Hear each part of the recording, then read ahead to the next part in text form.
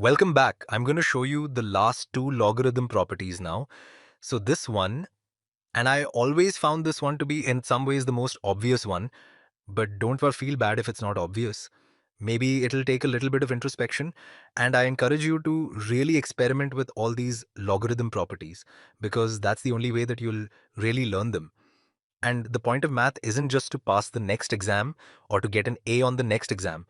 The point of math is to understand math so you can actually apply it in life later on and not have to relearn everything every time. So the next logarithm property is if I have A times the logarithm base B of C, if I have A times this whole thing, that equals logarithm base B of C to the A power. Fascinating. So let's see if this works out. So let's say if I have 3 times logarithm base 2 of 8. So this property tells us that this is going to be the same thing as logarithm base 2 of 8 to the third power.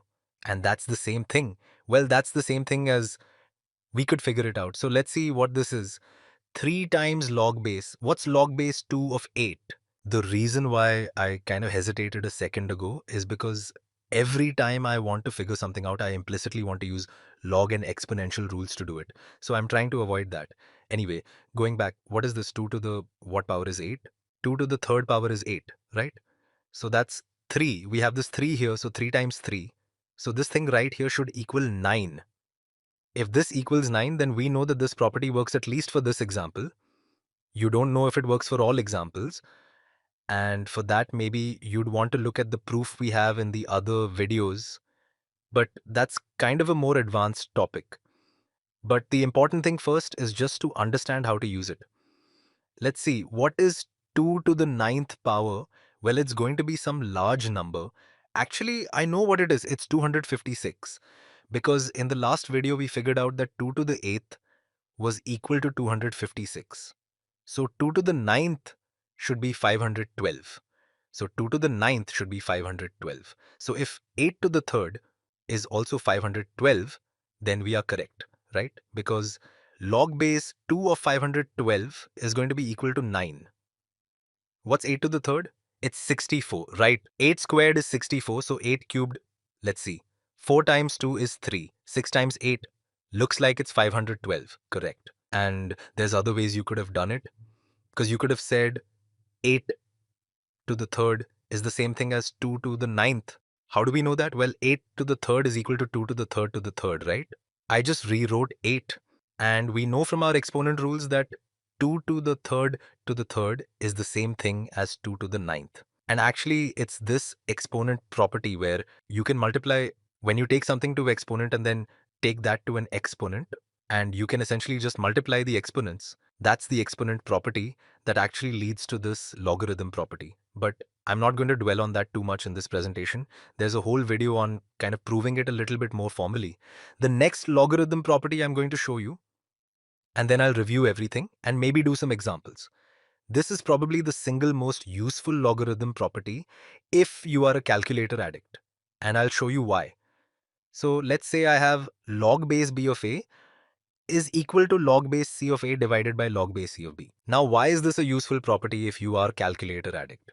Well, let's say you go class and there's a quiz. The teacher says you can use your calculator, and using your calculator, I want you to figure out the log base 17 of 357.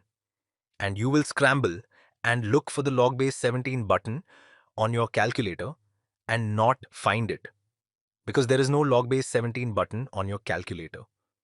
You'll probably either have a log button or you'll have an ln button. And just so you know, the log button on your calculator is probably base 10, and your in button on your calculator is going to be base e. For those you who aren't familiar with E, don't worry about it, but it's 2.71 something something. It's a number, it's nothing, it's an amazing number, but we'll talk more about that in a future presentation. But so there's only two bases you have on your calculator. So if you want to figure out another base logarithm, you use this property. So if you're given this on an exam, you can very confidently say, oh, well, that is just the same thing as you'd have to switch to your yellow color in order to act with confidence. Log base. We could do either E or 10. We could say that's the same thing as log base 10 of 357. divided by log base 10 of 17. So you literally could just type in 357 in your calculator, press the log button, and you get something. Then you can clear it, or if you know how to use the parentheses on your calculator, you could do that. But then you type 17 on your calculator, press the log button, and you get something.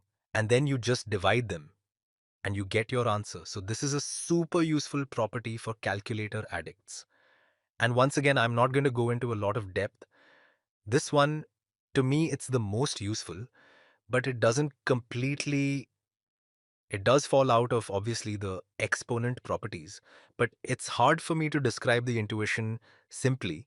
So you probably want to watch the proof on it if you don't believe why this happens. But anyway, with all of those aside, and this is probably the one you're going to be using the most in everyday life, I still use this in my job. Just so you know, logarithms are useful. Let's do some examples. Let's just rewrite a bunch of things in simpler forms. So if I wanted to rewrite the log base 2 of the square root of, let me think of something, of 32 divided by the cube. No, I'll just take the square root divided by the square root of 8. How can I rewrite this so it's reasonably not messy? Well, let's think about this. This is the same thing. This is equal to, I don't know if I'll move vertically or horizontally. I'll move vertically. This is the same thing as the log base 2 of 32 over the square root of 8 to the 1 half power, right? And we know from our logarithm properties, the third one, we learned that that is the same thing as 1 half times the logarithm of 32 divided by the square root of 8, right? I just took the exponent and made that the coefficient on the entire thing. And we learned that in the beginning of this video. And now we have a little quotient here, right?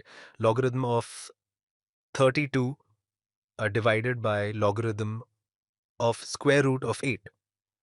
Well, we can use our other logarithm.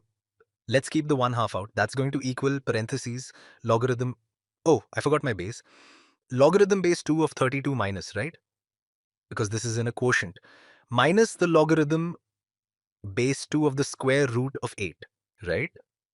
Let's see. Well, here once again we have a square root here, so we could say this is equal to 1 half times log base 2 of 32. Minus this 8 to the 1 half, which is the same thing, is 1 half log base 2 of 8. We learned that property in the beginning of this presentation. And then if we want, we can distribute this original 1 half. This equals 1 half log base 2 of 32 minus 1 fourth, because we have to distribute that 1 half minus 1 fourth log base 2 of 8. This is 5 halves minus, this is 3. 3 times 1 fourth minus 3 fourths, or 10 fourths minus 3 fourths is equal to 7 fourths. I probably made some arithmetic errors, but you get the point. See you soon.